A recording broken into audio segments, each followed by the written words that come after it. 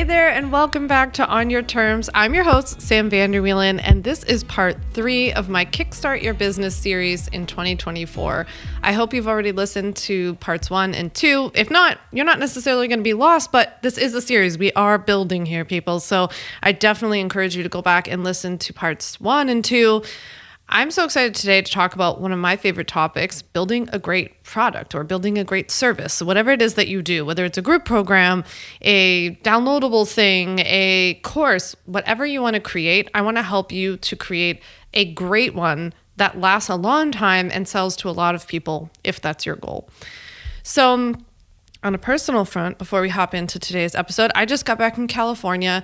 We had such a nice trip. I went out there for like a week and a half, and it was like warm enough, it was like high 60s, but at least it was like double what it is here in New York. So that was good for me.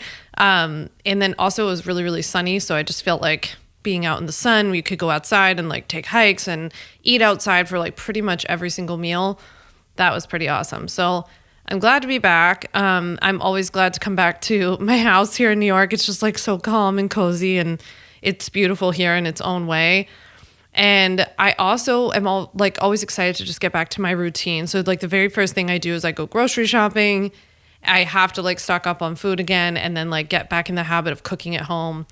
I don't know about you, but by like the end of a vacation, I'm always so sick of going out to eat. So I was just like very excited to come home and like cook everything. And then I also had like tons of laundry to do and was just getting like really organized. And then I'm getting back to writing the book. So it's really hard. Like sometimes I have to take breaks from writing the book, either for business reasons or like personal reasons, like traveling or something's going on, like grief wise or whatever. But it's hard to like then just jump back in, and I kind of have to like put my head down and go all back in. So I'm actually recording this episode over the weekend, which I was just sharing about on Instagram. Like I don't normally work on weekends anymore. Maybe just like little things here and there to get some stuff done or to check in on something, but really I don't work on weekends. So it's been an interesting learning process in writing the book and being like, the book is like, it's like its own thing. It's not just like writing a very long piece of content that you would write for the business. It's almost like its own little business in and of itself. It's a totally separate thing that takes so much time and attention and focus. And you really need to be very focused in order to do it, well. And it is hard to be like, in the beginning, I would try to like write for half of the day and then be like, okay, now I got to record podcast episodes in the afternoon. But I was so tired and so burnt out. It's like, that doesn't really work. I kind of need like a day to write. I need to do like podcasts on other days. I still write all of my own emails. So it's like, I have to write my emails to my list.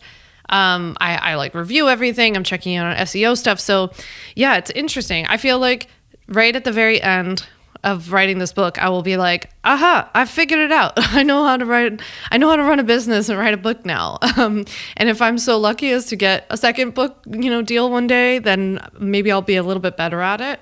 But right now I'm just like doing the best I can, and admittedly feel like I'm just trying to catch up most of the time. Yeah. So it's been really interesting. And I guess I would just share that too for anybody who wants to write a book as part of their business. It's something to think about and talk to somebody who's written a book already, because, running the business on top of it, I'm very fortunate that my business is very like automated.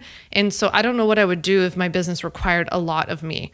I would be in big trouble. So it's just something interesting to consider. Obviously, I'm happy to talk to you about it anytime you want. Okay, so with that, I want to get into part 3 on building a great product and service, because in part 2, we talked about doing a lot of market research for your business, right? To like make sure that your business is viable, that your kind of like topic area is viable. And all of what we talked about in part 2 applies to everything we're going to talk about today. That's why listening to part 2 is so essential, because you essentially need to go through the same logic in building out a great product. And I'm going to define in a couple of minutes, like what to me means a great product, like when I say that. So in order for you to build a great product, you have to know who you're speaking to, right? You have to speak their language. You have to be unique. All the things that we talked about in part 2. So it's really important that you listen to that and you apply that throughout, like, okay, how does that apply to, is there demand for this product? Is there, are there already people doing this? Is there a lot of competition? But how am I unique from that competition? How am I going to stand out? What am I going to do? How am I going to lean into my unique differentiators, both in my product and in myself when promoting this thing, right? So we want to go back and we want to apply all of that.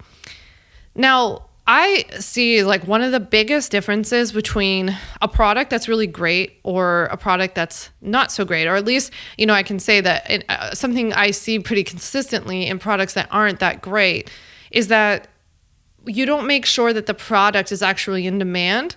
Usually when I see products that really like flop on their face, it's because the product was not only maybe not in demand, but the reason it's not in demand is because it's something that you really wanted, but not necessarily that your customer really wanted.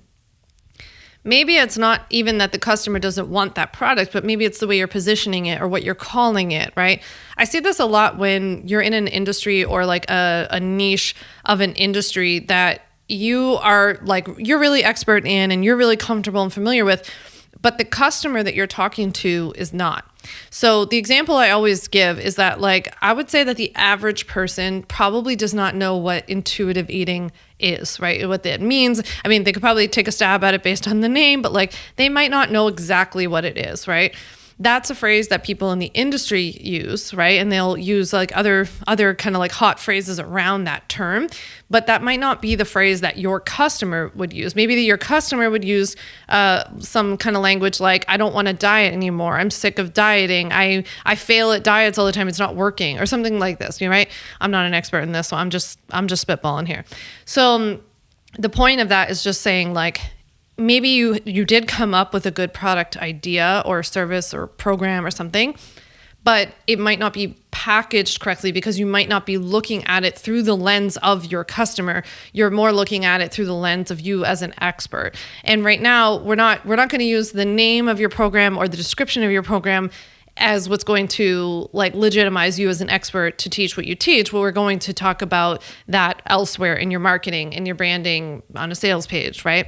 But the name and everything and the tagline, the description, that all has to speak to your customer. So we, of course, want to make sure that this product is in demand, but we also want to make sure that it's not something that's like really just important to you. And I want whatever you create to be important to you. It can't just be important to you, though, and not to others, right? So I think one of the fastest ways that you can tell whether, some idea you've come up with, a program you've created, actually, does speak to other people is to beta test it. And by beta testing, I mean that you sell your product, you kind of create it in its imperfect form, right? It doesn't have to be completely finalized. It doesn't have to be what it actually ends up looking like, but it, generally speaking, has to be put together.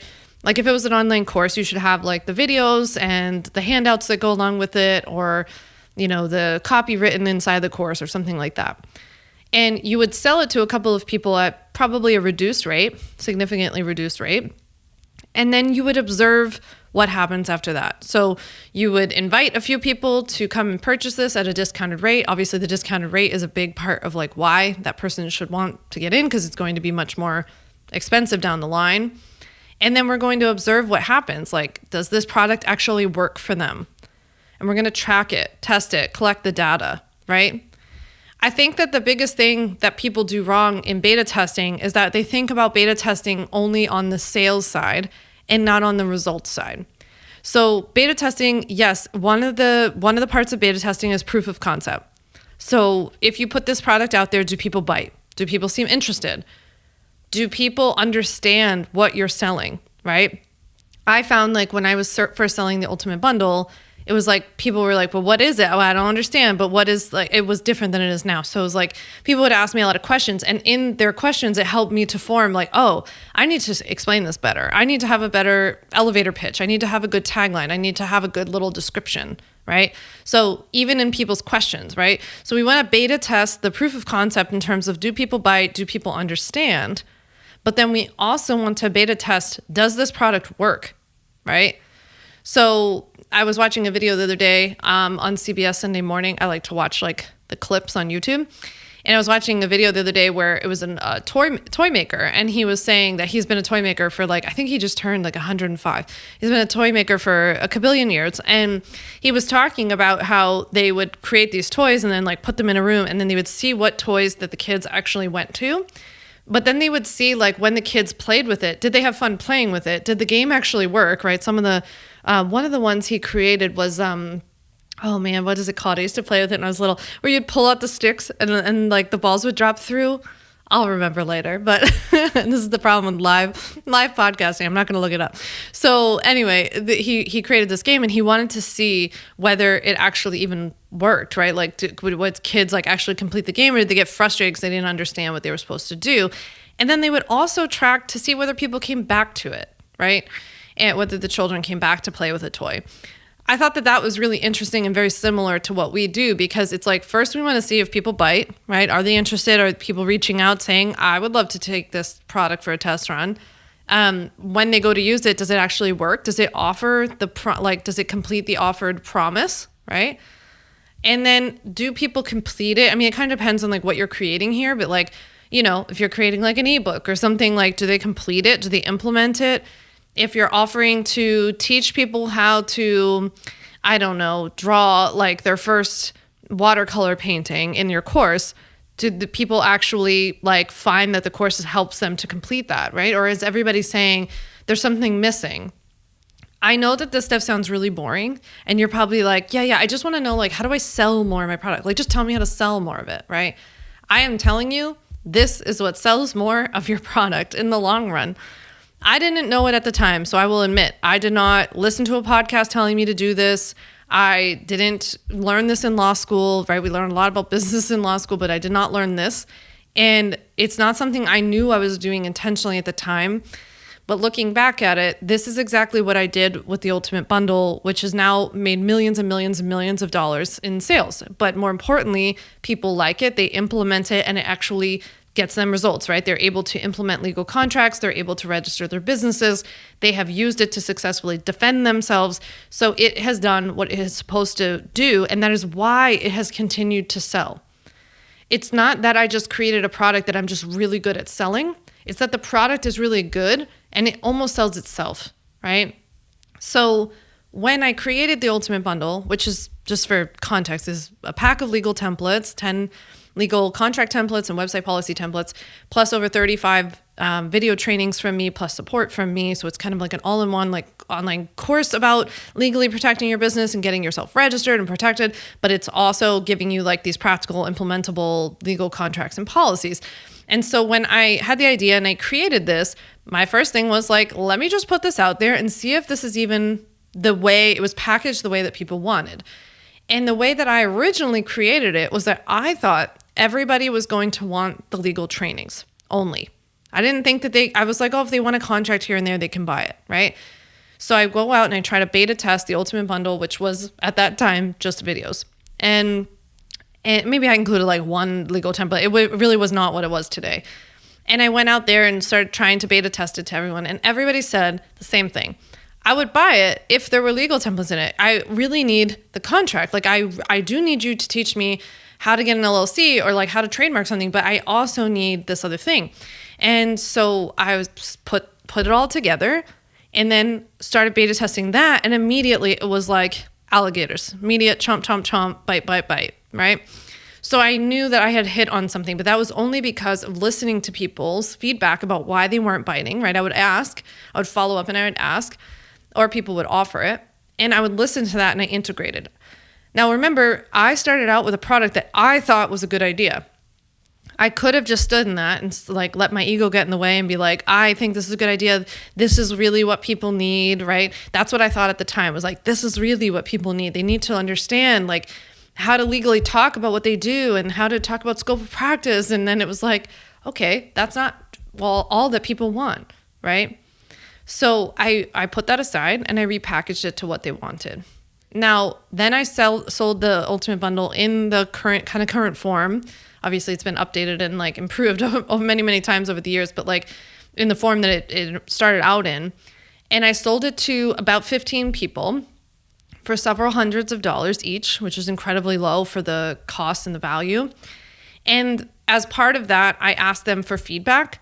I watched their progress within the course. I would ask them to like, once you watch this video, let me know, or once you use this contract, let me know, how was it, blah, blah, blah. So I got a lot of feedback. I integrated all of that, and then I went for it. So that took me, I would say I did that over like a month or two. I was pushing pretty fast for it because I wanted to get it out. And I had already done all the creation. I had filmed all the videos. I had done all of the things. And at that point, and only that point, did I decide to put more into kind of like the style of what it all looked like on the back end. I think a lot of people spend that time up front before they know that something's going to be good and something's really going to sell and people are going to want it. But I think that doing a little bit of the more up like front, it doesn't need to look perfect and beautiful, right? When you're testing it, because what if it's not going to be that way? So do some of the more like rough sketch work on the front end, and then we can beautify it once we know it's going to become a thing. I would encourage you that whether you beta test it or you just like to sell it, I mean, of course you can just sell it. You can do whatever you want to do. If you want to sell it for like a small discount or sell it just like normal, I mean, whatever you want to do, however you sell it, I really encourage you to do customer interviews, right? So customer interviews are a great way to get to know your customer and really like learn their language. You need to learn what was going on for them when they found you, right? When they were looking for you. Maybe they didn't even know they were looking for you, but they were in the struggle, more of like the struggle phase. What were they struggling with, right? Pay attention to the language that they're using, because that's the language you need to use to identify with the people who you're going to try to attract in the future. So you need to know what was going on for them, what was causing them pain, what did they wish it was like instead, right? And then we can talk then about like, well, what was it like now that you've implemented, now that you've gotten the results, what's the outcome? And you really get the language, because then that's going to paint a picture for telling other people, look at what this product or service is going to do for you. This is what your life will be like instead. One of the very many reasons I think it's really funny when people copy off of me, or really copy off of anybody, but I guess I just think it's particularly funny given that I'm a lawyer and other lawyers copy off of me all the time, is that the language that I'm using is very specific to my customer. All the language that I use in terms of my copy and my marketing on sales pages all comes from voice of customer research, right? And my customers are unique to me. Your customers are unique to you, and they're going to use different language. So it's kind of funny when people steal my language, because then I'm like, well, that might not speak to your people. So you're really missing out, right? You think you're just copying my words, but it's not that, right? It's psychology. It's marketing psychology. So you're going to use everything that you get from these customer interviews, and you're going to use that voice of customer research to create copy for yourself, to write your sales pages, to plan out what you say in your Instagram stories or in your captions. You're going to use that for marketing your product moving forward, because you're going to be able now to speak directly to the person who's out there, who's maybe a couple of steps behind your current client, who's looking for somebody like you but might not know that it exists, right? Now, remember earlier I said we're trying to build a great product, and I feel like, if you've listened to my podcast before, you know that I don't subscribe to a great product isn't one that makes millions of dollars. It's not one that brings in 10K months. It's not one that only gets mentioned on Forbes or whatever. I don't know. It doesn't matter, right? Your product can be great because it helps two people. Your product can be great because you love it. I don't really care. But so you can make up your own definition of what makes a great product. For me, I would say that a great product is something that solves somebody's problems. It actually gets results, which I'll talk about in a second. It's the biggest part, and I think it's the part that everybody overlooks. But it's really something that solves somebody's problem. That's essentially what it does. It saves them time, money, or some energy. It like gives them a shortcut in some way, right? And sometimes it does multiple of those combinations. Other times it's, one of those in particular, right? Or you're teaching them how to save money or something like that, or save time. I would say, like, for what I do, for example, like even with legal stuff, like, yes, it's going to take you time, a little bit of time to fill out your contracts or your website policies or even to form your LLC. But I'm going to save you a lot of time by stopping you from running around with your head cut off and not knowing how to do all this. You're actually wasting way more time. And instead, I'm just saying to you, hey, it's easy. Here are the 3 steps. Just go take care of it, right? So I'm saving you time in that way. I'm also saving you money in that way because time is money when you have your own business. And then obviously helping to save energy and just shortcutting a process that's otherwise really frustrating and intimidating. I think a great product is also unique in its own way, or it's different than others, maybe stands out from the crowd, which is a lot of what we've talked about in part 2. And I think more than anything, your product speaks to them directly, to your, ideal customer, by making them feel good about themselves, or at least not feeling badly or ashamed, right? I think about this a lot with what I do, because with legal stuff, it's really easy to use fear, right? And being like, if you didn't do this, then all of these terrible things are going to happen to you, and everything's going to explode and your business is over and all this. And I see that, in other people in my space. It's not my style, but I also think it's what's unique, and it differentiates us from other people in my space. And so for me, it's kind of like a double dip, because it's just naturally not me. So I'm just being myself by not yelling at you and shaming you.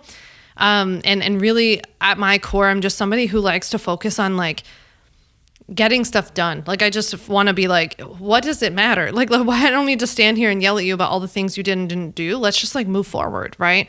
And I know I can tell you that my customers feel really good being in that space, because it does not feel good. If you've ever gone to a doctor who just you go to them about some concern and then they're just yelling at you or using shaming language, you're like, okay, well, I'm here, I'm trying to resolve this problem, but now this is not very helpful. So it's really making people feel at ease so that they actually want to be there. And you know what happens when people want to be there? They implement the product. Now, do you know what happens when people implement the product? They get results. And when they get results, that is going to not only give them a positive experience, it's going to make them tell other people about it. And even if they don't tell anybody about it but you, it's going to give you a lot of customer, data. It's going to give you proof that you need. It's going to give you feedback that you can use in your marketing to market to other people to attract them to your product. One of the keys to building a really great product, a product that is scalable and lasts and sells over time, is learning how, over time, to use customer experience, feedback, wins, DMs, emails, messages, to start using that stuff to market to others in a very ethical way, right? So your customers' words and wins, or whatever they're sharing with you, will speak to other people who are in the same place as they were, right? Especially when the customers that you're sharing about are the ideal clients that you've worked really hard to attract, because now their words are going to identify with other people who are like them, and it's going to create this circuitous, never-ending cycle of new customers, right? Again, this is another thing that I think I did by accident that ended up working really, really well, that I shared people's feedback in real time about what was going on, or being able to knock out an LLC. And instead of just okay, so here's an example. So somebody would, years and years ago, people would DM me and be like, thank you so much for creating the ultimate bundle. I was so lost and spinning my wheels. And because of that, because of the bundle, I was able to go in, and I already got my LLC done. And now I got my first client and blah, blah, blah, right? So they would tell me all of these great things that have happened and how they'd probably been spinning their wheels and felt really anxious. A lot of times I hear from people that it makes them feel really at ease, right? So I would use that, not just reshare it on social media, not just reshare it on an Instagram story and then say here's the link to buy the bundle. That doesn't help anybody, right? But I understood from what that customer was sharing with me, what you as a potential customer on the other side of the screen might be feeling in that moment, which is the same thing that customer felt when they started. So when I would share it, maybe I would just talk about it as a story, and then share a snippet. But I would share a story about hey, I had this customer who she was just had spent so much time trying to figure out how, what the legal steps were to starting up a business. And it was really holding her back. And she felt like she had clients waiting in the wings, but she couldn't get to them because she was so afraid that she was exposed. legally, and she hadn't gotten any of the stuff done, but it was just really holding her in this like holding pattern, not being able to move forward and start her business. And when she got the ultimate bundle, she went from having spent hours online doing legal research that didn't make any sense to 5 minutes later being like, oh, here's where I go to get my LLC. Here are the simple steps. And with the guides that are provided in the ultimate bundle, she was able to get her LLC the next day. So just showing, like, speaking to where they're at, and then showing, like, I know that you just want to get, especially for what I do, it's like people just want to get through it, right? They don't want some like incredible feeling like outcome. They're just like, I just need to legitimize my business so that I feel more confident to share about my business, so that I feel more confident to grow it. So I feel like I can speak about what I want to speak about or put my product out there. Right? So just speaking to like, I know where you're at. I know you just want to get this over with. You feel like you're spinning your wheels. You're freaked out that someone's going to come after you. Here's a simple solution. And then I use that customer's feedback as the example. So it's not just me talking about my product. I'm showing you that your peers are having the same experience, right? So really using that customer experience and feedback to start marketing your product to other people.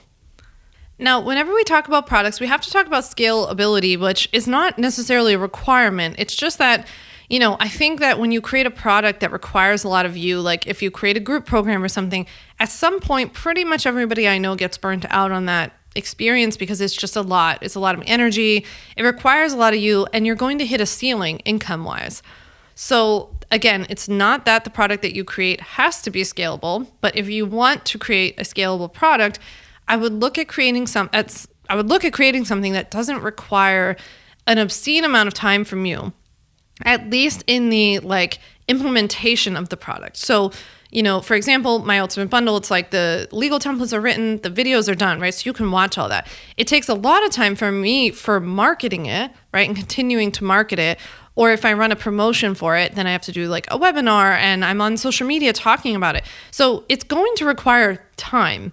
Period, right? And that's why I hate when people say like passive product. It's like, it's more passive. What I do is like way more passive than other stuff, but it's not completely passive. The product itself is more passive, but the marketing of it, the selling of it, the maintenance of it, there are a lot of people working on it, so it's not, that part is like not completely passive. So you're going to spend some time. If you create like an ebook or something, I guess that would be something that's like very scalable, that doesn't require a lot of time, but you also can't charge $2,000 for it. So unless it was like an incredible ebook, maybe you could. So, so it's just a little bit different. But in general, I would look at like how can you craft this product that doesn't need a lot of your time in kind of like the implementation of the product, or make you keep doing the same thing over and over. Could you record it instead, right? Does it need so much live component? That's another part too, where that's really important to listen to the customer and see like, where do they really need you? Where do you just feel like you're needed? Like I hear a lot of times people will be like, I can't do this like on recording because they need to hear it from me. It's like, they really don't, right? And I bet you if people just had it, like if we just kind of set the boundary of like, you get these videos, that's that, I bet you they would be okay. And there are other ways that you can do support, right? You can do community support, email support, chat support, depending on the size, of your stuff. You can do Voxer or Slack or something like that. There are different ways to do this. You could do quarterly live calls, but the whole course itself or product itself doesn't need to be live. I would also think about whether your product can last. Can it be, something that you sell for a long time? Or is it more like time sensitive or time specific? I was just thinking last night, I was looking at Instagram, I was looking at reels about like food stuff, and I saw that this woman had come out with a recipe guide for this, I don't know, it's at least new to me. Maybe this thing has been out for a while, but it's this thing called the Ninja Creamy. Have you seen it? It makes like ice cream and frozen drinks and like frozen yogurt kind of things really quickly. And it's kind of smaller and like slimmer than a ice cream maker, I guess. But anyway, I hadn't heard of it, which I was surprised about, but I hadn't heard of it. And she had created a recipe guide just for this Ninja Creamy. Such a great idea, right? But at the same time, I was like, that's interesting. I wonder if the Ninja Creamy will be around for a while, have enough people purchase the Ninja Creamy. Like it's a specific one product versus like, I know a lot of people do ebooks for like Instapot, right? Or a pressure cooker or like something like this. That's like, there are many different brands that make it, even though it's like kind of a brand that makes Instapot, but you know what I'm saying? There's like different ones, or like a slow cooker guide. Like there are many different kinds of slow cookers. So it was interesting to me, but that was just like something I think about when I see these, where I'm like, I bet she is selling a lot of these right now. And maybe for the amount of time and energy and effort she put into it, that's worth it for her. But it's also a low product, low cost product, right? If we're creating a high cost product that took a lot of production value, like the Ultimate Bundle took me forever to make all the videos, do all of the copy, create all the handouts, obviously write all the legal templates. It's not a low cost product, and I wanted it to last for a long time. So I wanted to make sure it's not time sensitive. It's not based on the Ninja Creamy, right? So no offense to the Ninja Creamy. Maybe it will be a big hit and it will be around for 50 years. I don't know, but just saying. So that's just something I would think about when you're creating something, if you want to create something that's scalable. I think it's really important to keep in mind as well when creating a great product that continual improvement will be required if you want this product to last. So this idea that you've been sold by a few people online that you can create something that just sells itself and super passive and it lasts forever, not exactly true, not only because it's not passive, but also because a good product is going to take continual improvement. My product, the Ultimate Bundle, doesn't look today like what it looked like 2 years ago, 3 years ago, 4 years ago. So I've continued to improve it over time. And I would say every few years, I have to go in and like completely redo the videos because they at least will look outdated or sound outdated. Maybe my examples are outdated or something like that because online business changes a lot. And so I do that. The information honestly doesn't change that much. I add things here and there and I optimize, I would say, more than anything. So part of improving your product is speaking to where your customers are at the moment. So when I created the Ultimate Bundle 5-6 years ago, it wasn't quite so much a culture of like, social media was really popular and obviously and all that kind of stuff, but like it wasn't like TikTok land where everything had to be like 7 seconds and like super fast. And so people didn't mind back then watching longer videos. The last time I changed the Ultimate Bundle, like did a big overhaul of the videos, people had moved more in the direction of wanting smaller, more digestible videos. So I tried to keep the videos to a minute, 3 minutes, 5 minutes, 7 minutes, 10 minutes. Like I really tried to keep them as short as I could, depending on what the topic was, so that people could feel like they could move through it. And I really tried to just focus on more just like giving them exactly what they wanted versus what I thought I wanted to include everything just to be as helpful as possible. But that wasn't actually helpful to them, right? So again, another example of like putting my own ego aside and saying, this is where my customer's at. They need this stuff and they need it fast. I need to be straight and to the point. And I reiterated with that in mind.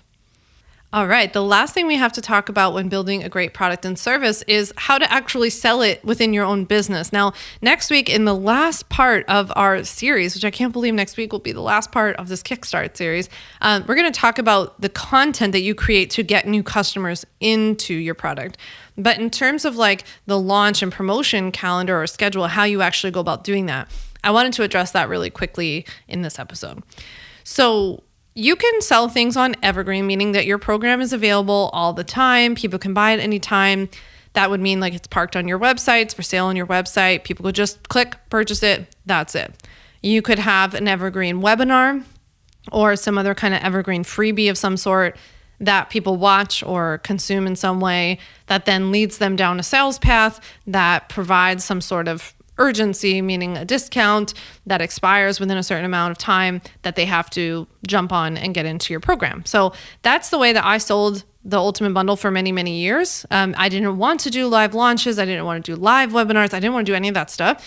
And I sold the Ultimate Bundle very, very well, right? I really built up a great foundation of my product that way. Hundreds and hundreds of customers purchased through that method. It was pretty low stress for me. And it was very, very focused for me too, because I knew every day when I woke up that my job was just to get people to my top of funnel, right? So I had built out a webinar that taught you the legal steps to starting your own business. And then at the end of it, pitched the Ultimate Bundle, gave some sort of discount, and people went on their merry way and they purchased it or they didn't, right? And if they didn't, they stayed on my email list and then maybe later they purchased the Ultimate Bundle. I think this gave me a lot of great experience in learning how to talk about my product. It also was like an incredible experience in learning how to be a marathon runner in marketing of like, I just have to get up every day and be like teaching something on social media, creating good content that leads to this thing. And I had to like get out of my own head and stop being like, oh, everybody's already heard about this. People have not heard about it. They did not know what it was. I was still finding new people all the time. And I just committed hard, right? So I knew that there had to be a way to just like get people consistently into my webinar, which then put people pretty consistently into my Ultimate Bundle program. And a lot of what we're going to talk about next week in part 4 is about how that process really caused me to only create content that consistently led leads there. And just like investments, it was like the more content I created that was what I call evergreen content of like content that always had a call to action to my top of funnel. And so that if you found it today or you found it in April or you found it in September, it was always going to encourage you to go watch my free webinar, which was always going to encourage you to go buy my product. And over time, just like interest, it built up and built up and built up to the point where I didn't have to talk about it every day anymore because I had stuff out there working for me, right? So you can take an approach like that. You can take some sort of kind of modified approach, which is probably what I'm more in now. I added 1 to 2 like live launches per year. So my Ultimate Bundle is still open all of the time. You can still watch my webinar all the time, but 1 or 2 times a year, I run a special promotion where I promote the Ultimate Bundle and I typically offer something a little more enticing or a little spicy to give some urgency or some like, why now, right? Why should I buy this now? Can I buy this anytime kind of thing? So you really can play with this. You can think of different things that will make your product more enticing, give people a reason to need to purchase it now versus later. And I want to speak to this whole issue about urgency because I feel like urgency can get a bad rap because people use it in a kind of manipulative way sometimes. But I want you to remember who your product is really for, right?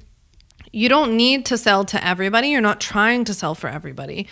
And I feel like that's when urgency gets a bad rap, when you're making everybody feel like you have to buy this right now or like your whole world's going to collapse, right? First of all, I don't use that kind of language like your whole life's over if you don't do this, or like I don't use shame. At least I try not to if I've ever done something by accident, but like that's never the goal, right? And I feel like if you're keeping part 2 of this series advice in mind about, learning who you're speaking to and really understanding them and who this is for and who it's meant to help and what it's actually going to help them with, then you're not trying to sell to everyone. And then you're only trying to sell to the people who really need it. And the people who really need it will buy it, right? When they want to. I also have taken an approach in my business. And I did this when I made a lot less money. So I know that I've said this to people, more recently, and they're like, well, that's easy for you to say now. But honestly, I had this view when I was not making a lot of money, which was that I really only wanted people to buy my stuff who really needed it. So I'm not interested in people buying my things who don't. I'm not interested in like stealing from people or making people feel uncomfortable.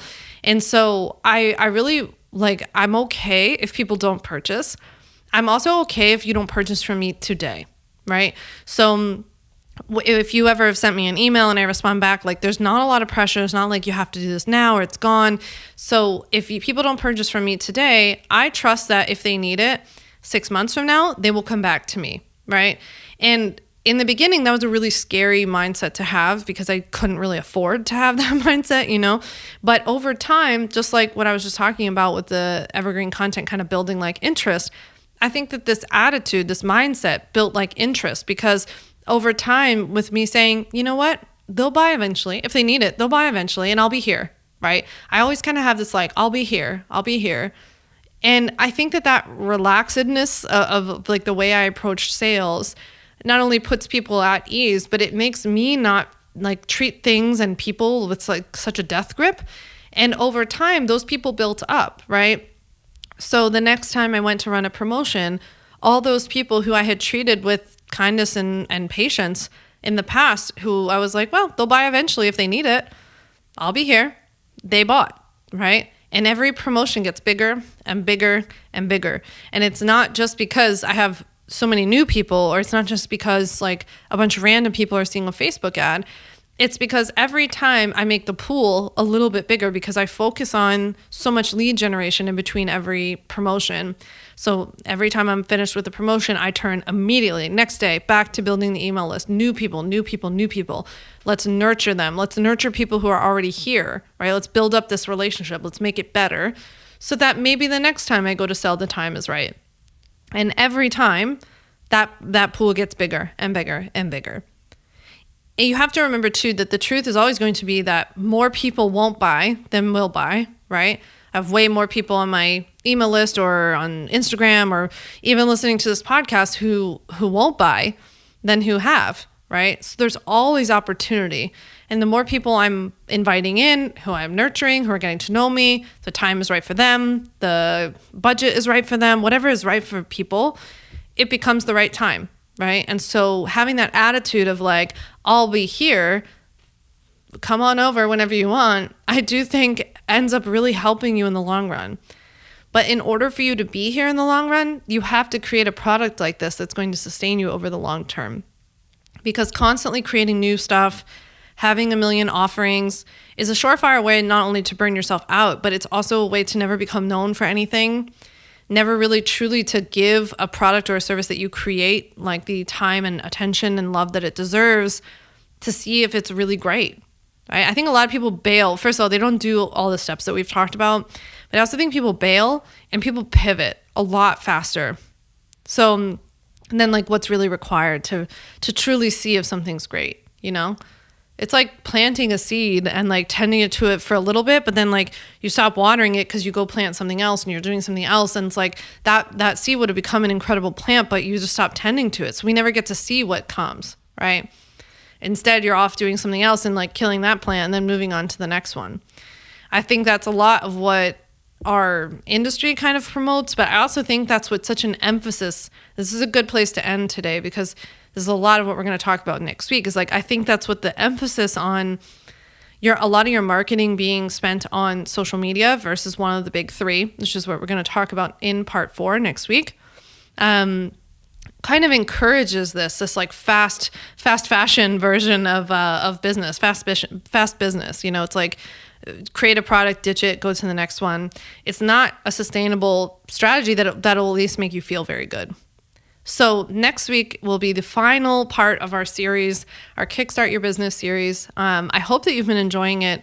And next week, we're going to talk a lot about the kind of content that you can create that pushes people to this very product that we just talked about, or that pushes people to your webinar or to your freebie. Even if you're just right now focused on like, this is all seeming like a lot, and I just want to build up my email list so that one day I have some people to talk to about a product, right? Then next week is going to be a great wrap-up episode all about creating content that lasts, that continues to build that business interest for you, and that will bring consistent leads to your email list and consistent customers to your products and services.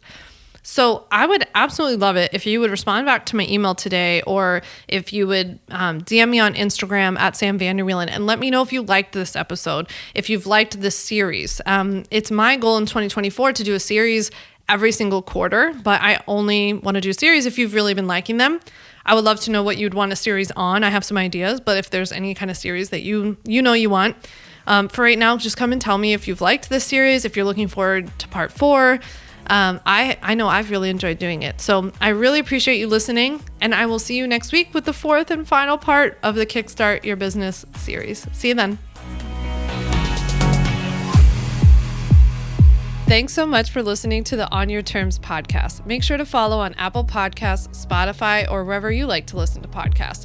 You can also check out all of our podcast episodes, show notes, links, and more at samvanderwielen.com/podcast. You can learn more about legally protecting your business and take my free legal workshop, 5 Steps to Legally Protect and Grow Your Online Business at samvanderwielen.com. And to stay connected and follow along, follow me on Instagram at Sam Vander Wielen and send me a DM to say hi.